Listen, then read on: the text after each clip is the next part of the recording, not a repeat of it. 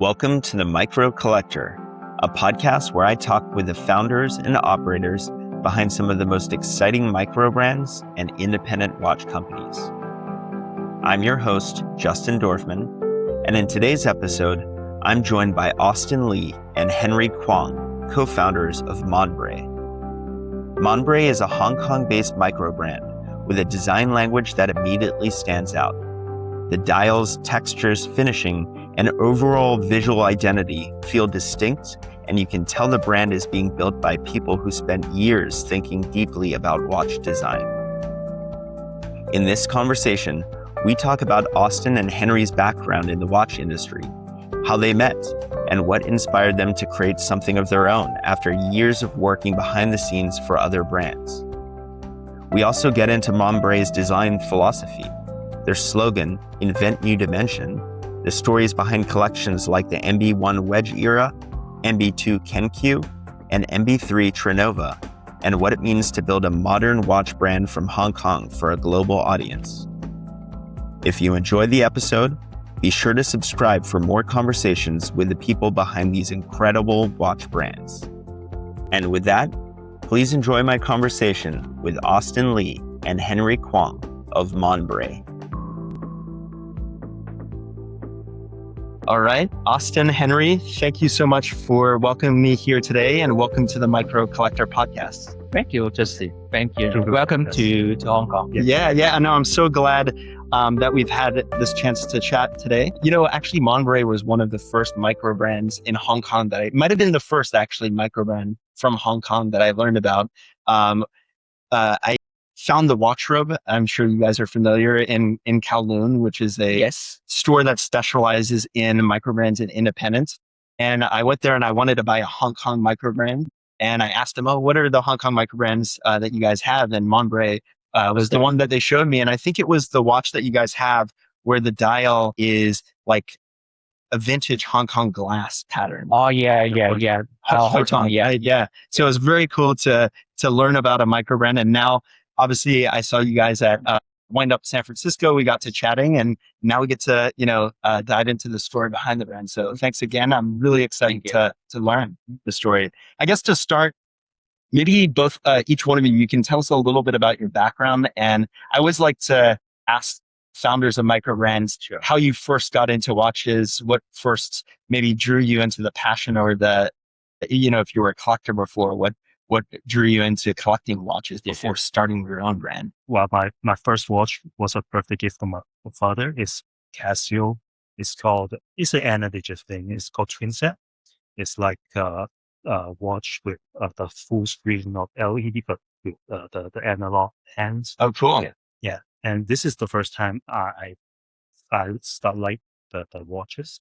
And then after that, I started studying in design, and I think for design, and then I think watches is the career path I want to try on, and so I keep on going. And then after I worked for a few years, and then I start meet this guy, and we worked at the same company for like 5 years, right?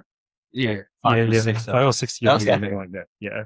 Very cool. And how about yourself? How did you first get into watches? Well, I think I'm totally opposite with Henry. So my family works in the watch industry. Okay. So very long time ago, I started surrounding by watches, but I have totally no interest on watches. Interesting. Yeah. But one thing I do remember is that actually my first watches. It's very funny. I forget the brand, but it's down with the temperature. Temperature. And then the changing the color. But that is still the only thing I still remember. I really love that one. So that is my first watches. And I think that's actually starting my interest on watches more like on the interesting thing, the weird thing. Okay.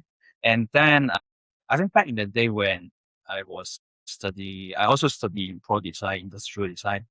And, at that time is when Steve Jobs just coming back to Apple. Okay. We have Mark Newson, we have Philip Starr. So watches is not that cool thing. In this school, nobody cared the watches. So I have still interest on, design watches. Then But after graduation, and that is actually time the SARS pandemic. Yeah. So I couldn't get any offer. And somehow one day they call me, and there's a company I come for interview, and I have no clue for them, no idea. Then I just go there, finish the interview, and realize they're doing watches. So okay, I'll take that. Then I start my watch design, career. From there. Interesting. And it sounds like both of you have been in the watch industry for a while. So tell me a little bit about that. Prior to Monbrey, it sounds like you're doing product design. You were doing design for other brands. Is that correct? Yeah. Okay. Yeah. Interesting. And then you guys met through working at a previous company. At what point did you guys decide, hey, maybe we should do something on our own, and where did sort of the inspiration for Monbrey come from? Well, we are a little bit different. He used to work with the Japanese Seiko thing. Yeah. Okay. My family do watches for citizen. Okay. But when I jumped into the watch industry, I do more like how they would like to say for the European brand them. So Okay. it's sort of, but somehow we end up in a common doing mostly for European style. Got it. Yeah, but almost like 6 years, 6 or 7 years. Something like And then, somehow for me, I've quit the watch industry for like 2 times. Okay. Yeah, but failed. So the first time I went to the jewelry, but then coming back to the watches. And then the last time I was joining more like on test side.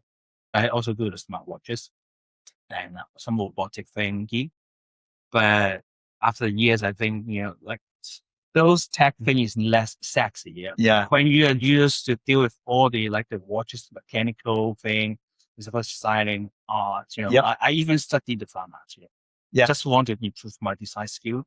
And then after years, I think, okay, I'm not that really the tech thing. So that's why we think, okay, let's start with something, doing a brand file sale. Yeah. Yeah. What was the original inspiration? Like, did you guys, obviously you guys worked in the industry for a while, so you had a good purview on what existed out there. Did you see a gap in the market, or was it something that personally, a watch that you wanted to have in your own collection, or what was sort of the reason for Monbrey at the beginning? What was sort of the inspiration for starting the brand? well, at first we did some research, and as our background on some Japanese brand, like Seiko, we do get some inspired from the Grand Seiko thing, and we're thinking, looking through the market, we have a gap. Like people looking for a watch with high quality on hands and Yep. on the dials and the indexes. So we start digging into the Seiko designs, and we extract those elements and try to apply to our own brand with our design language to apply on it. So then we came up our first design, MB1. And you talk about the design language. How would you describe Monbrey's design language? Because one thing that I've noticed is I think you guys have a really strong design language. As I've seen you guys at shows, as I've seen in stores like the Watch Robe, and then looking through your website, I feel like your watches are one of those few that maybe without looking at the brand logo, there's something there that makes it very recognizable. So, if somebody that's new to the brand asked you, what is Monbrey, sort of, what's the design language for the brand? How would you describe it? I think what we have learned from our design is that the concept and the brand story, or let's say design, is totally different. You have a great concept, it's only for one watches. Just like in a story, you have only one character. But what we are building the Monbrey is a story, right? So we have to design a language that could enough to give us room to expand. We could have only one, let's say, we pick it, let's say the trend is let's say MOP, right? Is our MB2. Yep. We could stick with MOP, having a pattern. End of the story, our story is about MOPs. I mean, no, it doesn't work out. The first model, you may doing the same thing. The second one, do the same thing. Then we'll be at the end of the brand. Yeah. So when we start on brand, we think about this. I think back in the day, like 2021, 22, it's easy to start. Let's say we love vintage watches. then okay, click off. But we don't want to do the same thing, right? So we want something more interesting. So let's stay with this. Okay, we like them. That's true. We like them with the watches, but what else design element into it? So I think you might remember our slogan is invent new dimension. So actually the story is when we doing the research, we found one very interesting thing actually related to MB1 called the Wedge Era. Wedge Era actually is the car design trend around like, I think it's 70, 90 something. So like the DMC DeLorean, the Back to the Future, like what's the one in Bozo? If somebody doesn't know that, so it's a sci-fi truck, but remember it's 60, 17, that period. So when we look at the car design, it's very interesting because it's from the history, right? But it looks nowadays or even for the future. So why don't we have the same vibe for watches? Look at the design, like vintage, all the element, visual language, but it's a modern thing. That's why we have to invent new dimension. And how to approach that is we keep let's say, all the watches, they have the round or curved the thinking, right? It's still the main design, like the element outline, but let's do it in the wedge, like all angular styling for our design. And also we keep we also get inspiration from Grand Cycle, right? Let's do the different facet, the surface cut, like it's angular, but also looks sparkling. So when you look at the dial, I want to create the same experience. Like I think watch and those they love to look at the open case back, right? We can afford that. So why we have the similar experience on the dial? So we have all the different cutting, the hands, the indexes. MB2 we have a micro scale. I didn't have the thing with it. I want to look at the dial like every day different period. So indoor, outdoor, you can see different thing, and it's like, okay, let's play around that. We only have the same thing. And in that way, we have that design. And we could do, let's say, we could do MB1 and modern watches. MB2 is more like gala style. We feel we have a more dressy approach. It's totally a freedom. We can expand our collection. I mean, to be honest, the dial was the first thing that drew me in. I mentioned when I saw your watch at the watch robe, it really resonated with me. But first a look, and then when I heard the story behind that dial and how it was actually not just an interesting pattern, but it tied to the history of Hong Kong and this sort of vintage glass that is part of the history. Yes. I thought that was really interesting. And I think a lot of collectors are drawn to dials. I definitely think, yes, if there's a amazing, unique movement there, the case back is nice. But I think the first thing that most collectors look at when they look at a watch is probably the dial, right? And I know you mentioned those three different collections, the MB1, MB2, and MB3, right? Maybe you can walk us through each one of those, because I know there's the MB names, but also they have a collecting name as well. Yes. And like you said, it seems like there's a theme for each one of them. So maybe we can start with MB1 and then kind of go through MB2 and MB3 and talk about the sort of the meaning behind those. And I know you have some watches here, so if there are some from those collections, you can show us as well. So I think for Monbrey, after collection, we try to have the very main thing is about the timing. So the wedge, the first one, MB1, we call a wedge era. So it's a time, it's a statement like we get the inspiration from wedge era. So and MB2 is called Kenkyū. So Kenkyū is samurai period. So we get all the jewelry steel, we got the pattern, even all the things from that period. Even the micro scale, the lighting or create the rainbow effect is getting inspiration like from the antique, the samurai armor to have the similar thing. And MB3 is Trinova. It's not really saying the timing, but it's saying the neon vintage. Yep. So for 1, 2, 3 is all about time because we believe that eventually the watches is about telling story. Like even the spare thing, but it has to be the design element, design thing, telling some sort of story and time tell story. So every time we start a collection, we'll talk about the time, which period, or even the inspiration thing from when. So we can start for the discussion. Like the MB1 Wedge Era is very simple. So we have all the sharp thing, with refer to the Angular like a car design, MB2 Kenkyū, Model Pro, and even like the Jewel Steel. Jewel Steel actually is the material from the Hinata, right? They call it Hinata. It's not the same thing, but we want to have the same like the reflection effect, and even the texture like that. So that's why we call it Jewel Steel. And for the latest collection is the MB3 because when you talk about like the neon vintage, first thing actually I think about my grandfather. He was working like in construction area like in Hong Kong. So at that time, what they love to do is buying like gold watches, diamond watches, stone down. Yeah. So when I first look at the like people talking about the neon vintage, like I have it. My grandfather has it. So I just need to do the similar thing, right? And I think most of the branding, they try to not having the indices thing on a stone now because they want to show the stone. And actually, this is also our challenge because we're old-fashioned guy. With fittings, it has to be put the logo and indices. So this is our baseline. But there's actually a challenge, right? Because we want to show the stone, everything.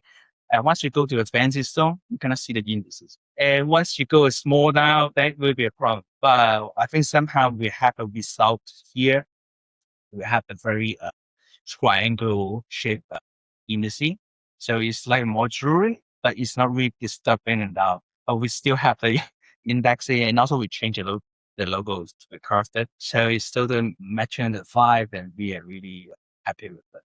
Do you get a sense from when you go to shows, for instance, like Wind Up San Francisco, do you get a sense for which of those three collections, or maybe even models within those collections, resonate the most with collectors?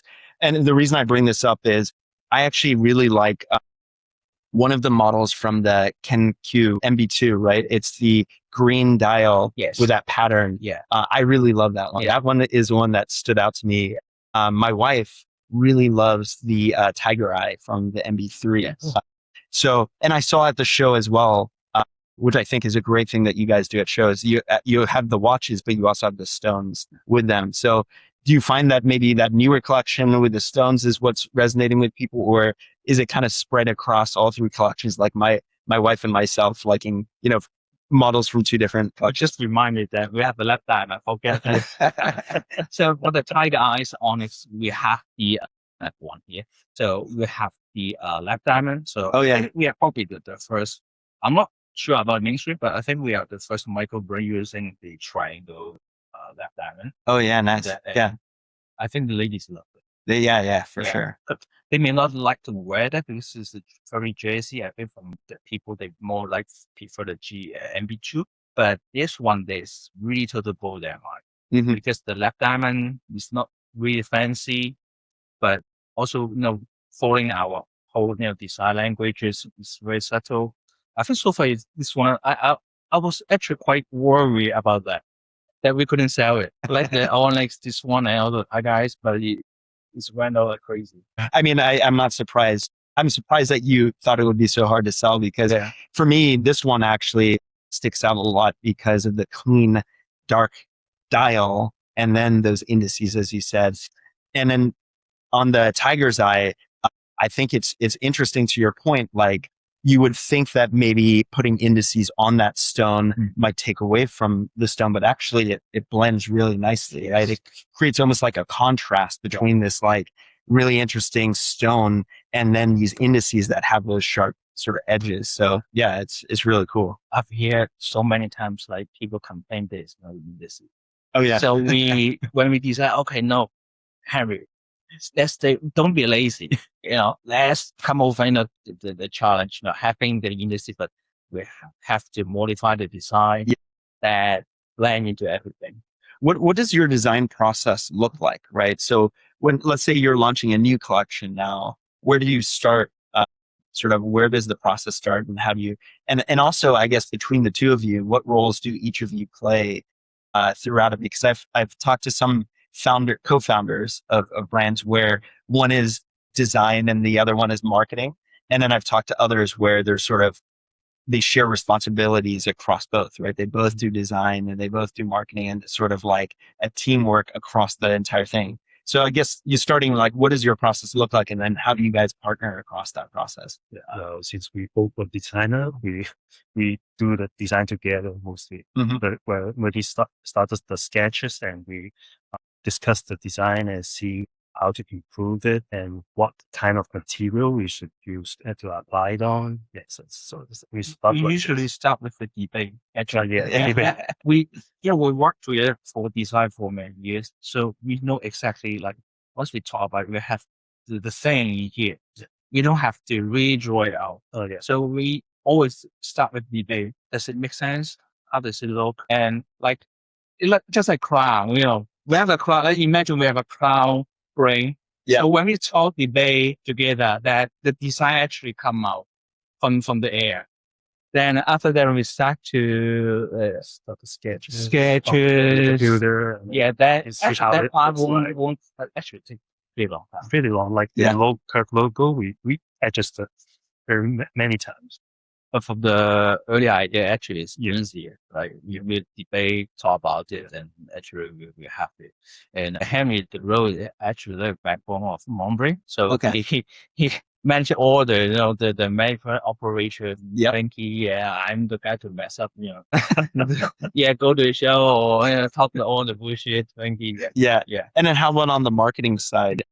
Are you guys both doing the marketing, or is that something that one of you leans more into?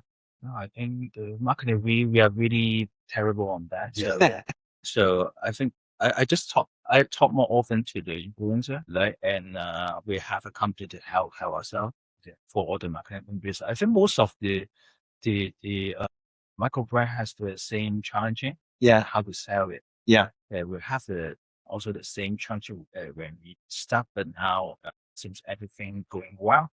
But also it's also related to our strategy, because we think the micro brand problem is that people couldn't try it on. So Yeah. we have this that's why in the first day our target is to have more distribution.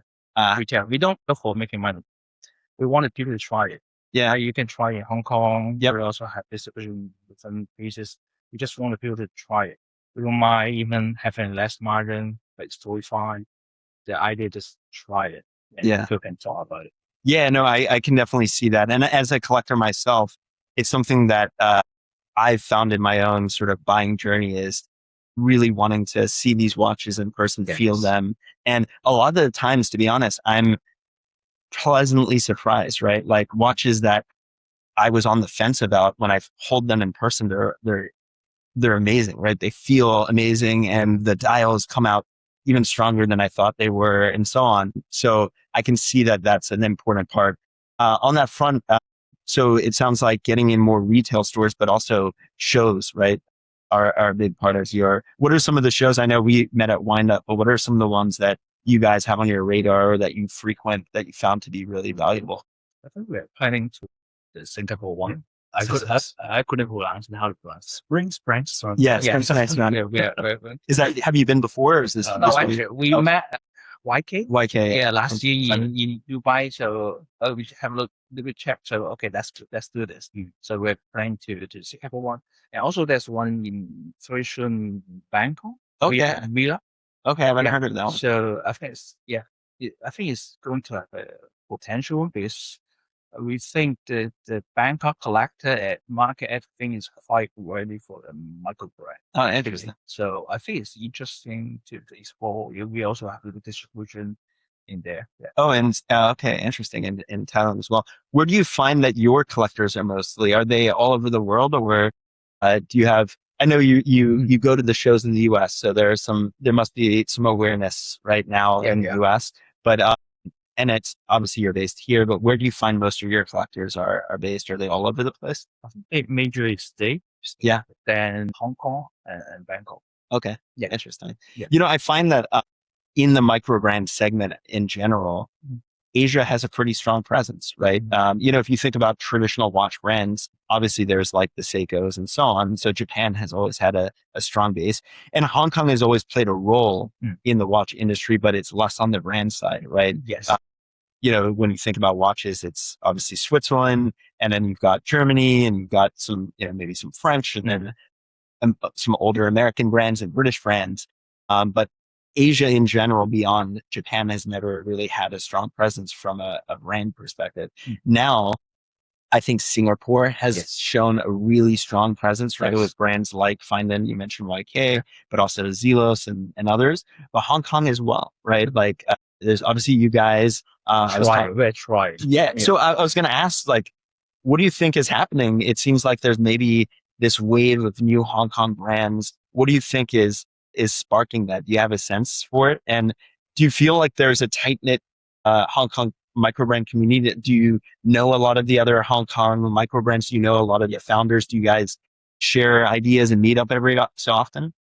I think that Singapore is quite like even when we start our own brand, I talked to YK, talked to even right? I've been from Vario, right? Yeah. Right. Because I think the micro brand thingy, like the Kickstarter, I think everything is starting from Singapore, right? And this we have observed that I think I think more than a decade they start the thing, and they have a very strong community. They sharing the resources, everything, and I don't know how it works, but it worked well. Singapore become like I think it's a major force, but not only in Asia, it's international, right? So when we start on it, we also have an idea why in Hong Kong they don't have we have brands, but it's not an international one. We want to go for more international. Why we give a trial to do Monbrey? Even the first day, we target the international. Even our first retailer, and the thing, Monbrey actually is from Western. It's not a local brand. Oh, really? Exactly. Yeah. So that's why actually we have the Hong Kong in the edition, and we also have like one of the very key things in the Hong Kong edition actually is the leather stripe. It's from the only and the last leather factory.